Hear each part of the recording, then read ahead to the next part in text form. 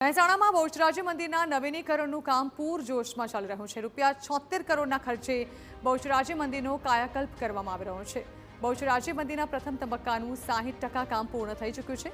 બહુચરાજી યાત્રાધામમાં ભક્તોની સુવિધામાં હવે વધારો થશે, તો બીજા તબક્કામાં મંદિર આસપાસના 500 મીટર વિસ્તારનો વિકાસ થશે।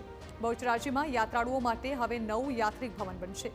બહુચરાજી ખાતે વિશાળ પાર્કિંગની સુવિધા પણ ઊભી કરાશે। ઐતિહાસિક બાંધલિયા તળાવનો પણ વિકાસ કરવામાં આવશે।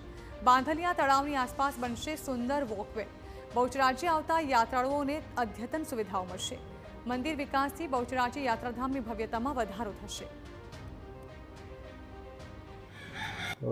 હાલ મંદિર શ્રી બહુચરાજી માતાજી મંદિરનું નવીનીકરણનું કામ યાત્રાધામ વિકાસ બોર્ડ ગાંધીનગર દ્વારા ચાલુ છે, જેમાં 76 કરોડ રૂપિયાની ટેન્ડર મંજૂર થયેલ છે અને હાલ મંદિરનું 60% જેટલું કામ પૂર્ણ થયેલ છે। બીજા ફેઝમાં મંદિરના આજુબાજુના 500 મીટરના પરિસરનો વિકાસ કરવામાં આવશે, જેમાં યાત્રિકો માટે નવી સુવિધાઓ ઊભી કરવામાં આવશે, જેવી કે યાત્રિક ભવન તથા પાર્કિંગની નવી વ્યવસ્થાઓ।